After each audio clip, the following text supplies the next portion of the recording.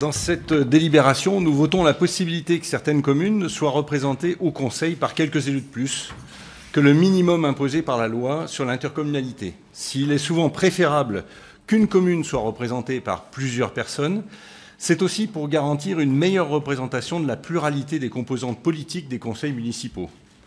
Bref, cela permet au Conseil métropolitain de mieux représenter la diversité des 406 868 habitants de la métropole, qui compte aujourd'hui donc 123 membres et qui le comptera après les élections municipales encore, 123 membres au Conseil métropolitain.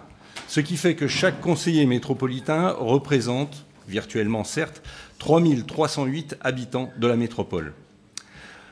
Enfin, élu est un grand mot.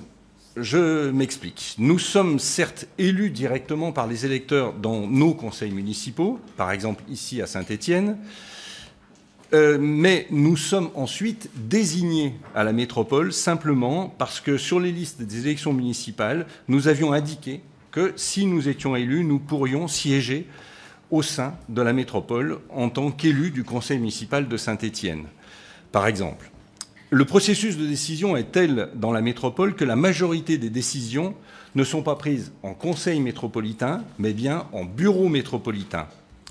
Au moins 70% des décisions qui impactent Saint-Étienne sont en réalité prises en bureau métropolitain, loin des électeurs et par des élus qui ne dépendent pas des électeurs stéphanois pour se faire élire.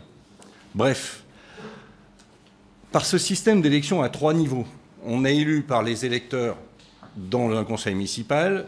Par ce biais-là, on se retrouve dans un conseil métropolitain. Et enfin, certains se retrouvent dans le bureau qui prend la majeure partie des décisions.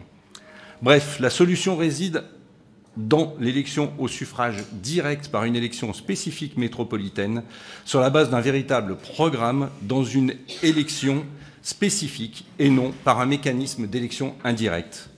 L'actuel président de Saint-Étienne Métropole, malheureusement encore en exercice, a ainsi été élu, lui, par 14 139 Stéphanois en 2020, sur les 172 000 habitants de la ville, et les 406 868 habitants de la métropole.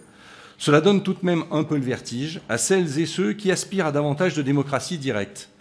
Les mêmes qui espèrent, par exemple, des référendums d'initiative citoyenne, qui espèrent des consultations plus régulières, qui espèrent une coélaboration des projets au plus près des habitants, devront attendre, car la loi ne change pas et ils devront s'adapter puisque les décisions seront toujours prises en majorité par les 71 membres du bureau de Saint-Étienne Métropole. Si ces derniers font certainement beaucoup pour faire fonctionner au mieux dans les meilleures conditions la métropole, ils sont peut-être, sans en avoir conscience, la représentation eux-mêmes de 5 730 habitants chacun de Saint-Étienne Métropole. On peut dire que dans le dernier mandat, l'esprit métropolitain s'est encore développé. Je parle du mandat actuel, notamment lors de l'élection, par exemple, de la première vice-présidente, d'abord dans un premier temps du premier vice-président, puis de la première vice-présidente, en tant que présidente par intérim. Mais on voit aussi, par exemple, que pour la stratégie de développement commercial, il nous reste du chemin à faire et nous en reparlerons à la fin de ce Conseil. Plus récemment, certaines catastrophes écologiques qui ont touché Saint-Étienne Métropole nous imposent d'aller beaucoup plus loin. Nous impose en fait de revoir même le plan de programmation et d'investissement de la métropole pour s'adapter à ces catastrophes et préparer les réponses nécessaires. Et le mécanisme qui est en place actuellement ne permet pas cette souplesse.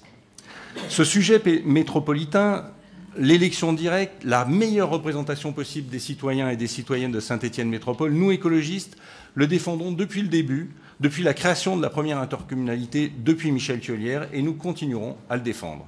Merci.